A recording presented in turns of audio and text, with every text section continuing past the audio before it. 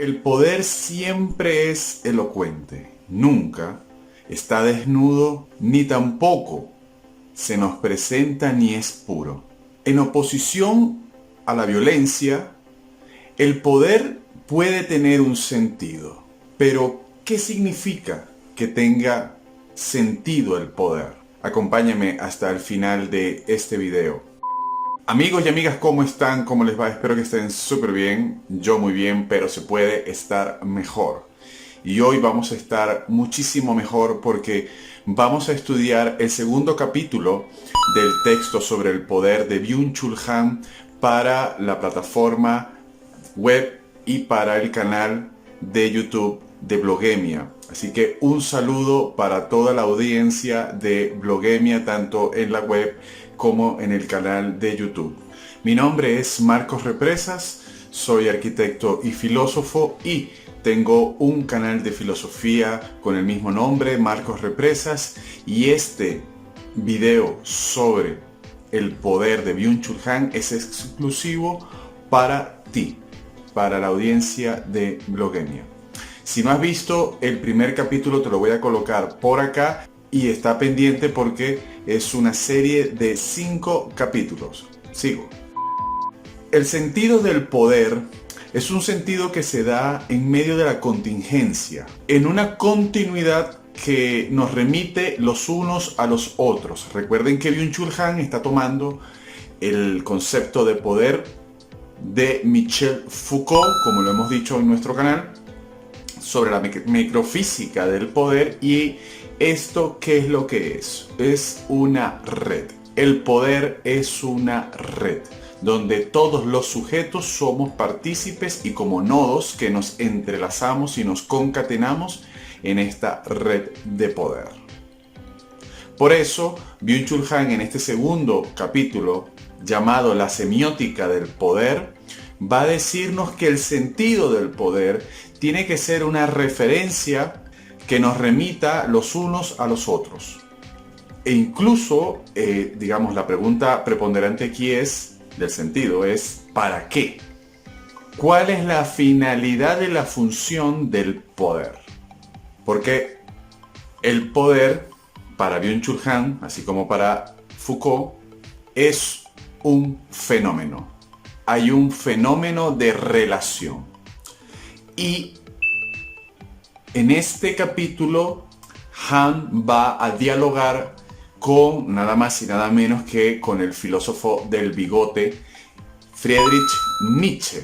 Y va a decirnos de entrada, citando a Nietzsche, que comunicarse es precisamente ampliar el poder sobre el otro, donde el signo es la impronta regularmente dolorosa, donde se impone una voluntad sobre la otra, donde hay una dominación no solamente del lenguaje, sino del cuerpo, porque se pretende apropiarse del otro.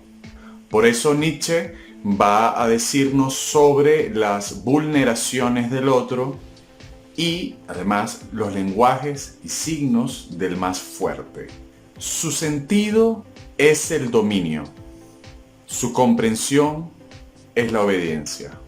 Y digamos, Nietzsche va a decirnos que el origen del lenguaje básicamente es la expresión del poder de los que gobiernan, la expresión de poder de los gobernantes, donde el lenguaje son las reminiscencias de la posesión de las cosas. Por eso Han va a decirnos que Nietzsche ve y siempre está viendo en su filosofía, está mostrando las sombras de la palabra mandato. Dar un nombre es el ejercicio de un poder. Por lo tanto, hay una asignación de sentido. El poder, en última instancia, crea sentido. Entonces, la falta de voluntad sería exactamente lo mismo que decir que hay un vacío de poder y de sentido. Y no solo esto, o sea, se va 40 pasos más adelante porque el poder es lo único que además le da sentido a las cosas. Es como si las cosas se volvieran significativas por el ejercicio del poder. Por lo tanto, dicho a la inversa o al revés, El sentido por sí mismo no existe. Lo que hay es una fenomenología del poder, un poder que se ejerce. Recuerden que Byung-Chul Han nos está hablando desde la concepción Foucaultiana del poder, donde el poder no se tiene, el poder tampoco se releva, el poder simplemente se ejerce. El poder no está localizado en ningún lugar, está diseminado en toda la sociedad, porque recuerden que el poder es una red donde todos estamos siendo partícipes, donde nadie está fuera de esta red. Como decíamos en un video del canal de Marcos Represas, no existe un no sujeto. Todos estamos sujetos al poder, a esta red, al sistema. Y este nacimiento se va a dar con el nacimiento del Estado. Por eso Foucault va a hacer un análisis de la época clásica, donde estamos a partir del siglo más o menos XVII, más o menos hasta finales del siglo XIX. Es decir, desde el nacimiento del Estado hasta más o menos la obra de Sigmund Freud. Por lo tanto, si no existe un sentido en sí mismo y lo que nos hace referencia los unos a los otros es esta relación de poder, y lo que le da sentido a las cosas es ese ejercicio del poder, lo más cumbre es que la verdad es una ideología producida y constituida, formada, multiplicada por el poder. Por eso el poder crea formas y constituye las cosas que rodea el mundo, pero además, digamos, aquí no lo está tocando, Foucault va a mencionarlo como incluso no solamente constituye formas, sino que nos constituye a nosotros.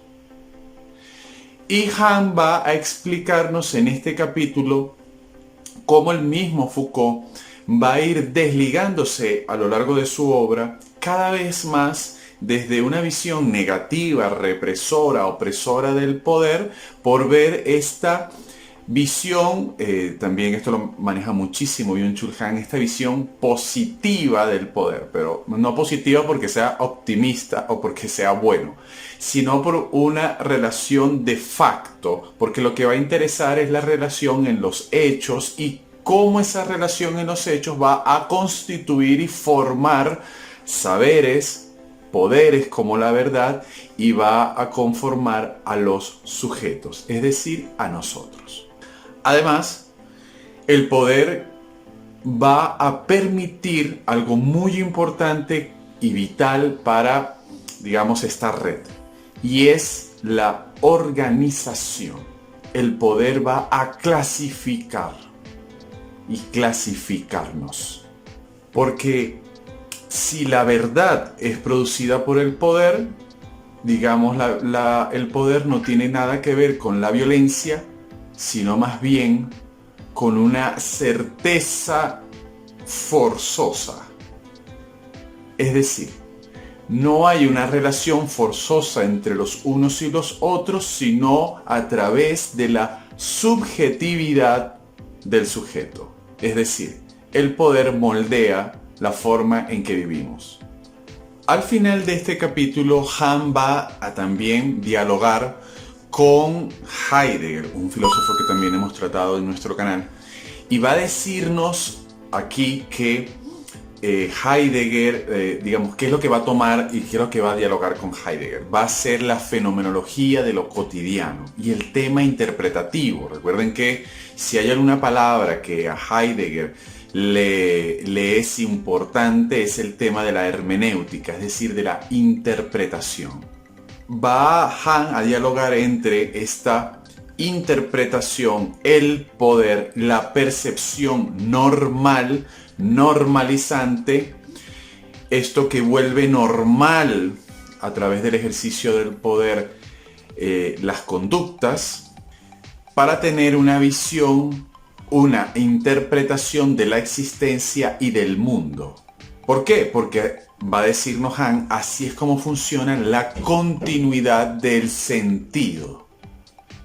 Recuerden que si estamos hablando de la semiótica del poder, ¿por dónde entra la problemática en este capítulo con Hunt? Sobre el sentido del poder y cómo el poder genera sentido. Entonces, claro, él va a arrancar a dialogar con Foucault y después va a dialogar con Heidegger para estudiar este tema de la continuidad de sentido. ¿Qué es lo que hace que haya una continuidad de sentidos en esta interpretación, en este encuentro humano-humano, humano-mundo, donde el ser se arroja, para decirlo en términos heideggerianos, el ser se arroja constantemente al mundo?